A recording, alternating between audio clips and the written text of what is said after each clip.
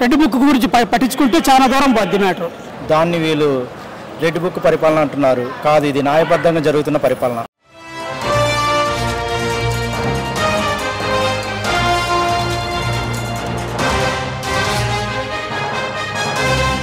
మీ పేరు?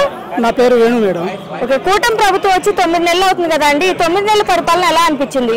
మా వికలాంగుల వరకు అయితే 3000 ఇస్తానని జగన్మోహన్ రెడ్డి 3000 కావాలని 3000 పెంచుతానని చెప్పి 5 సంవత్సరాలైనా పెంచలేకపోయాడు. మా తెలుగుదేశం పార్టీ వచ్చిన తర్వాత 3000 నుంచి 6000 రూపాయలు చేసింది. 6000 రూపాయలు 5000 రూపాయలు పెన్షన్ తీసుకునే వాళ్ళకి 15000 పెన్షన్ ఇచ్చింది. ఈ 9 నెలలు కూడా పరిపాలన ఎక్సలెంట్గా ఉంది, ఇబ్బంది లేదు. అలాగే పరిపాలన విషయంలో చూసుకుంటే చంద్రబాబు నాయుడు గారికి జగన్మోహన్ రెడ్డికి తేడా ఏంటంటే ఏం చెప్తారు? చాలా తేడా ఉంది మేడం. మా యువ నాయకుడు నారా లోకేష్ గారు మంచి యాప్ పెట్టి అందరికి మేలు చేశాడు. చేతిలోనే వాళ్ళ భవిష్యత్తు కనిపెట్టేటట్టు చూపించాడు. లోకేష్ గారు రెడ్ బుక్ ని అడ్డం పెట్టుకొని రెడ్ బుక్ పరిపాలన చేస్తున్నారు. ఆయన నడి రోడ్డు మీద కుర్చీలు కూడా ఆపి కుర్చీలు కూడా వేసుకోకుండా మైక్ కూడా ఇవ్వకుండా అడ్డుకున్న రోజులు చాలా ఉన్నాయి. కానీ రెడ్ బుక్ మ్యాటర్ మాత్రం ఆయన ఇంకా బయటికి తీసుకురాలేదు. ఇంకా రెడ్ బుక్ గురించి పట్టించుకుంటే చాలా దూరం పోద్ది మ్యాటర్. అంటే జగన్ ఉంటే పథకాలు వచ్చేవి, చంద్రబాబు నాయుడు వచ్చాడు పథకాలు ఏవి రావు అని అంటున్నారు కదా. పథకాలకు ఇచ్చిన పథకాల్లో గ్యాస్ అయితేవి, పింఛన్లు అయితేవి వగేరా ఒక్కొక్కటి పూర్తి అయిపోతుంది. ఉగాది నాటికి కొన్ని పూర్తి అయిపోతాయి. వ్యక్తిగతంగా చంద్రబాబు నాయుడు గారికి జగన్మోహన్ రెడ్డికి తేడా ఏంటంటే ఏం చెప్తారు? చంద్రబాబు నాయుడు గారు విజన్ ఉన్న లీడర్ అంటే చంద్రబాబు నాయుడు కానీ నిన్న పుట్టిన జగన్మోహన్ రెడ్డికి చాలా తేడా ఉంటుంది కదండి. అనుభవం లేని వ్యక్తి రాక్షస పాలన చూపించిండు. మేమైతే రాక్షస పాలన ఎదుర్కొన్నాం. ఆ రాక్షస పాలనలో నుంచి బయటకు వచ్చేసినాం. మా రామరాజ్యంలో బయటకు వచ్చేసినాం. ఇదే రాక్షస పరిపాలన, ఇదే రౌడీ రాజకీయం అని అపోజిషన్ వాళ్ళు అంటున్నారు కదా. రౌడీ రాజకీయం అంటే రౌడీ దర్బార్ సినిమాలు చూసి, వసేరాలము సినిమాలు చూసి ఆయన రాజకీయం నేర్చుకున్నామో కానీ నారా చంద్రబాబు నాయుడు రాజకీయంగా చాలా అందరికి భవిష్యత్తు ఇచ్చే మనిషి. మా వికలాంగులకి దేవుడు. అలాగనే మా యువ నాయకుడు మా నారా లోకేష్ అన్న, ఆయన చూసి మేము చాలా నేర్చుకుంటున్నాం. ఆయన ప్రతి మనిషిని 1000 మందిలో ఒకరిగా గుర్తించే మనిషి మా యువ నాయకుడు నారా లోకేష్ అన్న గారు. ఏం చెప్తారు చంద్రబాబు నాయుడు గారి గురించి చెప్పాలంటే? చంద్రబాబు నాయుడు గారు విజన్ ఉన్న వ్యక్తి అండి. ఆయన గురించి చెప్పేది ఏమో అందరు ప్రజలందరికీ తెలుసు. కానీ ఇంకా జగన్ అనే మాయలో పడ్డారు. ఆ సాక్ష్యాలను అనేది చూసి ఇంకా మోసపోతున్నారు జనం. రాబోయే రోజుల్లో అభివృద్ధి పరంగా ఎలా ఉండబోతుంది అనుకుంటున్నారు? అభివృద్ధి చాలా అభివృద్ధి అవుతుందంటే గుంటూరు జిల్లా, కృష్ణా జిల్లా అంతా పల్నాడు ఏరియా అంతా కూడా ఎక్సలెంట్గా మారిపోతుంది.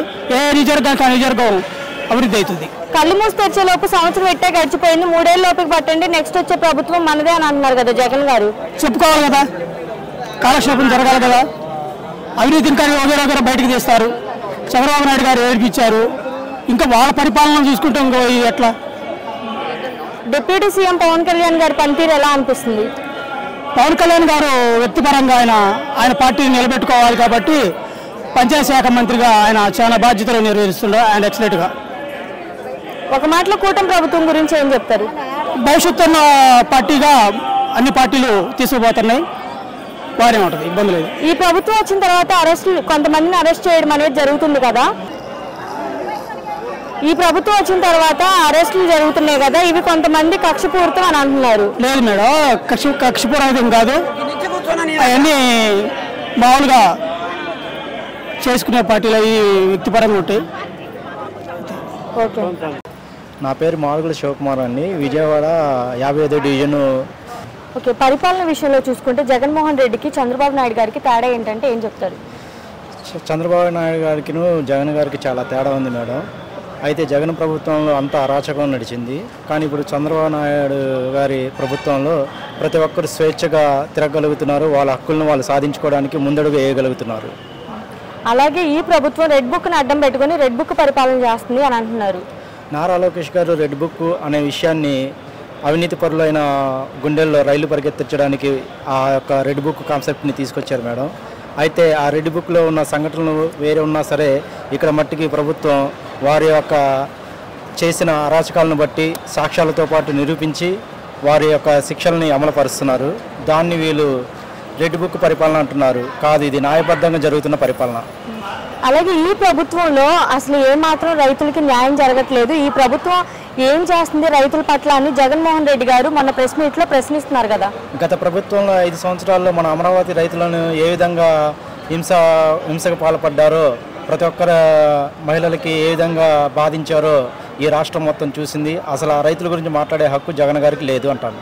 కళ్ళు మూసి తెరిచేలోపు సంవత్సరం ఇట్టే గడిచిపోయింది. 3 ఏళ్ళ లోపలికి పట్టండి.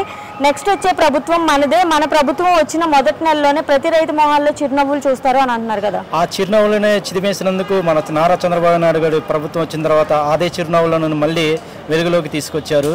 అసలు ప్రజల గురించి కానీ వారి బాగోగుల గురించి కానీ పట్టించుకునే నాదుడు లేని సమయంలో ఒక స్వర్ణయుగంలోకి మనకి చంద్రబాబు నాయుడు గారు మనకి బయటికి తీసుకొచ్చారు. అలాగే మనకి ముందు తరాల వారికి ఏ విధంగా ప్లాన్ ఉండాలనే సందర్భంలో ఈ యొక్క నాయకత్వాన్ని ముందుకు నడిపిస్తున్నారు. ఈ ప్రభుత్వం వచ్చిన తర్వాత అరెస్టులు జరుగుతున్నాయి కదా, కొంతమంది ఇవి కక్షపూరితం అని అంటున్నారు. ఇది అసలు వాళ్ళు చెప్పిన మాటకి విరుద్ధం అండి. అయితే వాళ్ళు చేసిన నేరాలే వాటికి శాపాలుగా వాళ్ళకి మారింది. ఇప్పుడు వాళ్ళు శిక్షలు అనుభవించడం కోసం ఈ రాజకీయ కక్షపూరితాలని చెప్పేసి అడ్డగోలుగా వాదించడం జరుగుతుంది. కానీ వాళ్ళు చేసిన పాపాలు ఈరోజు వెంటాడుతున్నాయి వాళ్ళకి.